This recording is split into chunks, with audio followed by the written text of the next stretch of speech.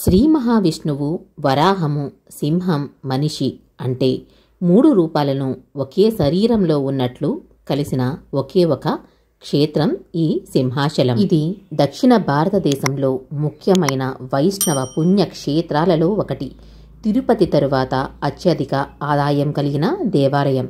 సంవత్సరానికి 12 గంటలు మాత్రమే ఈ దేవుని నిజరూప దర్శనం భక్తులకు లభిస్తుంది. మిగిలిన సమయంలో ఈ విగ్రహం చందనంతో కప్పబడి ఉంటుంది. ఇలాంటి విశిష్టమైన దేవాలయాన్ని ఈరోజు ఈ వీడియోలో దర్శిద్దాము. అలాగే క్షేత్ర చరిత్ర ఇంకా ఆలయ విశేషాలను అన్నిటినీ కూడా తెలుసుకుందాము. హాయ్, నమస్తే. నేను మీ Komali. Welcome back to our channel Komali Prem. ఇప్పుడు మనం సింహాచలం దేవస్థానంలో ఉన్నామండి. సింహాచలం దేవస్థానాన్ని చూద్దాము. ఇక్కడ చాలా అపురూపమైన ఘట్టం ఏంటంటే కనుక మనకి విగ్రహం, ఆ స్వామివారి విగ్రహం వరాహ రూపము, అలాగే నరసింహ రూపము. అంటే వరాహ రూపంతో ఉన్న ముఖ భాగము, అలాగే సింహం యొక్క తోక కలిగిన స్వామి ఉంటారు. సింహాచలంలోను శ్రీ లక్ష్మీ నరసింహస్వామి వారి దేవస్థానానికి మనం విచ్చేస్తున్నాము. అదంతా కూడా మీకు చూపిస్తాను, చూద్దాం రండి. ఆ స్వామివారి ఆశీస్సులు అందరికీ కూడా ఉండాలని ఆకాంక్షిస్తూ ఈ వీడియోని స్టార్ట్ చేద్దాం మనం. ఆంధ్రప్రదేశ్లోని వైజాగ్ రావడం చాలా ఈజీ. విశాఖపట్నం వరకు బస్సు, రైలు, విమాన మార్గాలలో రావచ్చు. అక్కడి నుండి సింహాచలం కొండ క్రిందకి, దాన్ని అడవివరం అంటాము, దానికి 15 కిలోమీటర్ల లోపు దూరం ఉంటుంది. అక్కడికి సిటీ బస్సు, ఆటో, ట్యాక్సీలో చేరుకోవచ్చు. సింహాచలం కొండ క్రింది నుండి పైకి దేవాలయం వరకు కూడా మెట్ల మీదుగా సుమారు 1000 మెట్లు ఉంటాయి. వాటిని ఎక్కి వెళ్ళొచ్చు. లేకపోతే కనుక దేవస్థానం వారి ఘాట్ రోడ్ మీదుగా దేవస్థానం బస్సులు, ట్యాక్సీల్లో కానీ చేరవచ్చు. సింహాచలానికి 5 కిలోమీటర్ల దూరంలో గోపాలపట్నం వద్ద సింహాచలం రైల్వే స్టేషన్ ఉంటుంది. అలాగే ఆయా ప్రాంతాల నుండి నిత్యం కూడా పదుల సంఖ్యలో ప్రైవేట్ క్యాబ్లు, ఆటోలు, ఆర్టీసీ బస్సులు సౌకర్యం ఉంటాయి. సింహాచలం కొండ దిగువ నుండి ఎగువకు మాత్రం సింహాచలం దేవస్థానం ప్రత్యేక బస్సులు ఉంటాయి. ఇక సొంత వాహనాల్లో వెళ్లేవారు 10 రూపాయల టోల్ రుసుము చెల్లించి మనం వెళ్ళవచ్చు. ఘాట్ రోడ్ మీదుగా మనం కొండ ఎక్కుతున్నామండి. మనం అందరం కూడా ఆ వరాహ లక్ష్మీ నరసింహస్వామి వారిని చూడడానికి వెళ్తున్నాము. ఈ కొండను మనం సింహగిరి అనే పేరుతో పిలుస్తాము. సింహాచలం చరిత్ర ఆధారాలతో సహా 11వ శతాబ్దం వరకు కనిపిస్తుంది. కానీ భారత ఇతిహాసాల ప్రకారం ఇది ఇంకా పురాతనమైనదే ఉండవచ్చు. సింహాచలం అంటే సింహపర్వతము అని అర్థం. ఇక్కడ శ్రీ మహావిష్ణువు దశావతారాలలో 4వదైన లక్ష్మీ నరసింహ అవతారమూర్తిగా వెలిశారు. ఇతిహాసం ప్రకారం రాక్షసరాజు హిరణ్యకశిపుడు విష్ణువుకు బద్ధవైరి. అతని కుమారుడు ప్రహ్లాదుడు మాత్రం పుట్టుకతోనే విష్ణు భక్తుడు. అనేక విధాల అతను ప్రయత్నించి కుమారుణ్ణి విష్ణు విముఖుణ్ణి చేయలేకపోతాడు. చివరికి చంపించేందుకు కూడా ప్రయత్నిస్తాడు. కానీ ప్రతిసారి ప్రహ్లాదుడిని విష్ణుమూర్తి రక్షిస్తాడు. విసిగిన హిరణ్యకశిపుడు, విష్ణువు సర్వవ్యాప్తమని చెబుతున్నావు కదా, ఏడి ఈ స్తంభంలో ఉన్నాడా, చూపించు అని స్తంభాన్ని పగలగొట్టగా విష్ణువు నరసింహస్వామిగా స్తంభాన్ని చీల్చుకుని వచ్చి హిరణ్యకశిపుని సంహరించి ప్రహ్లాదుడిని రక్షిస్తాడు. నరసింహస్వామి కథ వింటూ మనం కొండ మీదకి వచ్చేసాము. కొండ మీద ఇదిగో వెహికల్స్ పార్కింగ్ ఇక్కడ అన్నమాట. చక్కగా చాలా బళ్ళు ఉన్నాయి. ఇంకా సెలవు రోజుల్లో అయితే కనుక చాలా ఎక్కువగా ఉంటాయి. మనం ఇప్పుడు దర్శనం చేసుకోవడానికి వెళ్తూ ఉంటాము. అయితే ఇక్కడ ప్రహ్లాదుడి స్టోరీ విన్నాము, కానీ మనకి ఇక్కడ ఒక డౌట్ ఉంటుంది. ఇదంతా కూడా అహోబిలంలో కదా జరిగింది, అహోబిలంలో కదా ఉగ్రస్తంభం ఉంది. మరి ఈ సింహాచలానికి నరసింహస్వామికి ఏమిటి సంబంధం అనేది మనకి ఒక డౌట్ అయితే ఉండిపోయింది. ఆ డౌట్ మనకి క్లారిఫై అవుతుంది, అది కూడా చెప్తాను. ఇప్పుడు మనం చూస్తున్నది సింహాచలం యొక్క ప్రధాన గోపురం. ఈ ప్రధాన గోపురం మీద ద్వయావతార అని రాసి ఉంది. ద్వయావతారం అంటే నరసింహావతారము, అలాగే వరాహ అవతారము. దశావతారాల్లో 3వ అవతారమే వరాహ అవతారం, 4వ అవతారం నరసింహావతారం. ఈ రెండు కలిసి ఉన్న అవతార మూర్తి ఇక్కడ స్వయంభుగా ఎలా వెలిశారు, ఎవరు పూజించారు అనే కథ ఇప్పుడు మనం తెలుసుకుందాం. విష్ణుమూర్తి ద్వారపాలకులు అయినటువంటి జయ, విజయులు శాపవశత్తు విధి గర్భాన్న హిరణ్యాక్షుడు, అలాగే హిరణ్యకశిపుడుగా జన్మిస్తారు. వరాహ అవతారంలో హిరణ్యాక్షుణ్ణి, అలాగే నరసింహ అవతారంలో హిరణ్యకశిపుని ఆ విష్ణుమూర్తి వధిస్తారు. స్థల పురాణం ప్రకారం ప్రహ్లాదుడు ఇక్కడ మొట్టమొదటగా వరాహ నరసింహస్వామి విగ్రహాన్ని ఆరాధించాడు. ఆ తరువాతి కాలంలో చంద్రవంశానికి చెందిన పురూరవుడు అనే రాజు విమానం మీద వెళ్తుండగా ఈ స్థలానికి ఉన్న అత్యంత ప్రసక్తమైన శక్తి ప్రభావం వల్ల పురూరవుడి విమానం క్రిందకు ఆకర్షించబడింది. అతడికి పుట్టలో కప్పబడి ఉన్న వరాహ నరసింహస్వామి కనిపించాడు.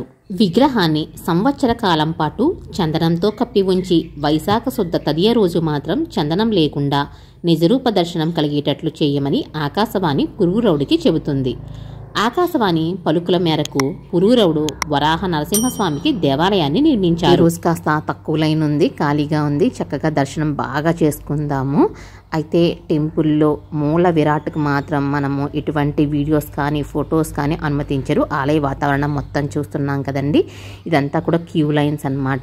కొండ మీద మనకి ప్రతిదీ కూడా దొరికేస్తాయి. కొబ్బరికాయలు, పువ్వులు, అలాగే తులసి దళాలు ఇవన్నీ కూడాను మనకి ఇవి అంతా కూడా ఇన్ఫర్మేషన్ ఇచ్చేది పిఆర్ఓ ఆఫీస్. ఇదంతా కూడా కొండ మీదనే ఉంటుంది. మనకి కళ్యాణం అయితే కొండ క్రింద చేసుకోవచ్చు, పైన చేసుకోవచ్చు. కళ్యాణానికి ముందుగానే టికెట్ తీసుకోవాలి. అలాగే ముందుగా మనం కళ్యాణ మండపాలు కూడా బుక్ చేసుకుంటూ ఉండాలి. ఈ వివరాలన్నీ కూడా మనకి ఇక్కడ ఆఫీస్లో చెప్తారు అడిగితేను. ఈ కొండ మీద చూసారా ఎంత విశాలంగా ఉందో, ఒక ఊరులా ఉంది, చాలా పెద్ద కొండ. స్వామివారి రథము ఇక్కడ చందనోత్సవం చాలా ఘనంగా నిర్వహిస్తారండి. వేద మంత్రాలతో అక్షయ తృతీయ రోజు జరుపుతారు. అది అప్పుడు స్వామివారి రథంలో ఊరేగిస్తారు. ఆషాఢ పౌర్ణమి నాడు గిరి ప్రదక్షిణ ఉంటుందండి.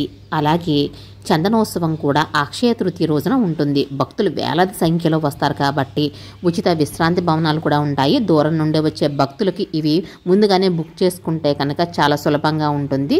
స్వామివారిని దర్శించుకుని ఆ రోజు రాత్రి అక్కడ ఉండి మరుసటి రోజు కూడా చక్కగా అన్నీ చూసుకుని చుట్టుప్రక్కల దేవాలయాలన్నీ కూడా చూసుకుని అప్పుడు వెళ్ళొచ్చు మనం. దూరం నుండి వచ్చిన భక్తులు విశ్రాంతి తీసుకోవడానికి యాత్రా సదన్స్ కూడా ఉన్నాయండి. ఇవన్నీ కూడా ఉచితమే, నామమాత్రపు చలనాతో రాసిస్తూ ఉంటారు.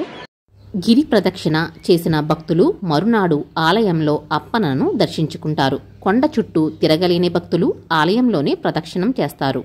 గిరి ప్రదక్షిణం చేసిన రోజున భక్తులకు ఆ గిరి ప్రదక్షిణం జరిగే బాటలో ఉన్న గ్రామాల వారు, స్వచ్ఛంద సంస్థల వారు భక్తులకు నీరు, మజ్జిగ, పులిహోర పొట్టాలు అందించి సేవ చేసుకుంటారు. స్వామివారి నిత్య కళ్యాణం టికెట్ ధర 1000 రూపాయలు. రోజు జరిగే ఈ సేవలో స్వామివారి పట్టుశేష వస్త్రము, చీర, రవికే, 80 గ్రాముల బరువు ఉండే 6 లడ్డూలు, 2 పులిహోర ప్యాకెట్లు, 6గురికి ఉచిత దర్శనం. అన్నదానంలో ఉచిత భోజన సౌకర్యం కల్పిస్తారు. స్వర్ణ పుష్పార్చన టికెట్ ధర 1116 రూపాయలు. ప్రతి గురువారం ఉదయం 7 గంటల నుండి గంట పాటు జరుగుతుంది. శ్రీ లక్ష్మీ నరసింహస్వామి వారి దర్శనం చేసుకున్న తర్వాత ఇటువైపు మీకు చూపిద్దామని వచ్చాను. ఇక్కడ మనకు కనిపిస్తుంది కదండి, ఇది ఉత్తరం వైపు. ఇందాక మనం చూసింది తూర్పు వైపున. ఈ ఉత్తర ద్వారానికి ఒక ప్రత్యేకత ఉంది. దీనిని వైకుంఠ ద్వారం అని కూడా అంటూ ఉంటారు. ఎప్పుడు కూడా మనకి ఉత్తర ద్వారాన్ని తెరిచి ఉంచరు, కానీ అక్షయ తృతీయ రోజు అలాగే కొన్ని పర్వదినాల్లో వీటిని తెలిసి ఉంచుతారండి. ప్రతి ఏటా కూడా అక్షయ తృతీయ రోజున స్వామివారికి చందనోత్సవం జరుగుతుంది. అక్షయ తృతీయ రోజున స్వామివారి చందనోత్సవాన్ని నిర్వహించి ఆ చందనాన్ని భక్తులకు పంచిపెడుతూ ఉంటారండి. అక్షయ తృతీయ రోజున స్వామివారి చందనం అంతా కూడా ఒలుస్తారు కాబట్టి ఆ స్వామివారి నిజరూప దర్శనానికి భక్తులు అందరికీ కనిపించి ఆ మరుసటి రోజు నుండి మళ్ళీ చందనం అంతా కూడా స్వామివారికి అద్దడం జరుగుతుంది. మన జీవితంలో ఒక్కసారైనా సరే ఆ వరాహ లక్ష్మీ నరసింహస్వామి వారిని దర్శించుకోవాలి. స్వామివారి దర్శనానికి వెళ్ళినప్పుడు మన లగేజ్ అంతా కూడా లాకర్స్లో భద్రపరుచుకొని చక్కగా టోకెన్ తీసుకుని వెళ్ళొచ్చు. మంచినీటి సౌకర్యాలు కూడా ఉంటాయి. దేవాదాయ ధర్మాదాయ శాఖ వారు ఇక్కడ అన్ని సౌకర్యాలు కూడా మనకి కల్పించారు. సింహాచలం ఆలయ విశేషాల దగ్గరికి వస్తే కనుక సింహాచల దేవాలయం మిగిలిన అన్ని దేవాలయాలు ఉన్నట్లుగా తూర్పు ముఖంగా కాకుండా పడమర వైపు ముఖాన్ని కలిగి ఉంటుంది. సాధారణంగా తూర్పున ముఖద్వారం ఐశ్వర్యాన్ని ప్రసాదిస్తే పడమర ముఖద్వారం విజయాన్ని వసగుతుందని హిందువుల నమ్మకం. కొండ మీద నుండి గాలి గోపురం మీదుగా ఆలయాన్ని చేరుకోవడానికి 41 మెట్లు ఉంటాయి. ఇక లోపల కప్పస్తంభం కూడా ఉంటుంది. దేవాలయ గర్భగుడికి ఎదురుగా ఉన్న ప్రాకారంలో కప్పస్తంభం ఉంటుంది. ఈ స్తంభం సంతాన గోపాల యంత్రంపై ప్రతిష్ఠితమై ఉంటుంది. ఇది అత్యంత శక్తివంతమైందని భక్తుల నమ్మకం. సంతానం లేనివారు ఈ కప్పస్తంభాన్ని కౌగిలించుకుంటే సంతానం కలుగుతుందని భక్తుల నమ్మకం. స్వామివారికి భక్తులు ఇక్కడే కప్పం పన్ను చెల్లించేవారు కనుక దీనిని కప్పపు స్తంభం అనేవారు. దర్శనం చాలా బాగా జరిగింది. దర్శనం చేసుకొని వస్తున్న మార్గంలో మాకు చాలా రాళ్ళు పేర్చి కనిపించాయి అన్నమాట. ఒక రాయి మీద వేరొక రాయి పెట్టి ఉంచారు. భక్తులు ఇలా ఎందుకు పెడతారో నాకైతే పూర్తిగా సమాచారం లేదు. కొన్ని చోట్ల అయితే ఇల్లు కడతారు అంటారు, కొన్ని చోట్ల ఆ టెంపుల్ కట్టినట్టుగా భావిస్తున్నట్లుగాని అంటారు. మీకైతే తెలిస్తే కనుక కామెంట్ చేయండి. నాకైతే కరెక్ట్గా అయితే తెలియదు దీనికి రీజన్ ఏంటో. మేము కూడా పెట్టాము, ఒక రాయి మీద ఇంకొక రాయి అలా పేరుస్తూ ఉంటే అదొక ఆనందం అన్నమాట.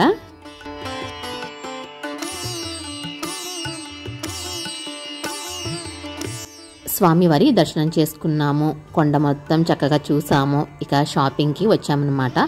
ఇత్తడి విగ్రహాలు అలాగే పూజా సామాగ్రి ఇవన్నీ కూడా ఇది వరకు స్టెప్స్ దగ్గర దొరికేవండి. అక్కడ కన్స్ట్రక్షన్ వర్క్ జరుగుతోంది కాబట్టి దానికి కొంచెం పక్కగా మార్చారు. షాపింగ్ చేస్తూ ఆలయ చరిత్ర తెలుసుకుందాము. ఈ దేవాలయము లాంగుల గణపతిచే నిర్మించబడిందని పలు శాసనాలు చెప్తున్నాయి.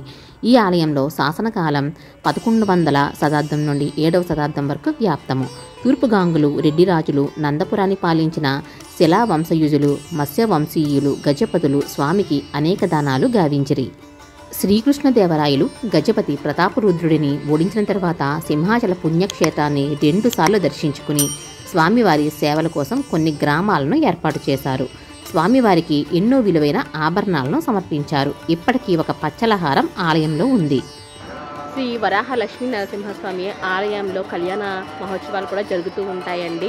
వాటికి కాటేజెస్ కూడా ఉన్నాయి. కొండ క్రింద అలాగే కొండ పైన కూడా కళ్యాణాలు జరుపుకోవచ్చు. ఇప్పుడు మనం చూస్తున్నది ఇక్కడ ఒక కాటేజ్ ఉంది, అలాగే కొండ క్రింద ఇంకా ఉన్నాయి. ఇక్కడ కాటేజెస్ లిస్ట్ కూడా డిస్ప్లే చేసి ఉంది. ఉచిత దర్శనము, ప్రత్యేక దర్శనం వివరాలన్నీ కూడా డిస్ప్లేలో పెట్టి ఉంటాయండి. సింహాచలం స్వామివారి దర్శనం అందరికీ కూడా కలిగిందని భావిస్తున్నాను. మనస్సుతో ఆ స్వామివారి దర్శనాన్ని చేసుకున్నారని భావిస్తున్నాను. మనకు మంచి ఇంట్రెస్టింగ్ వీడియోతో మళ్ళీ కలుద్దామండి. Thank you so much.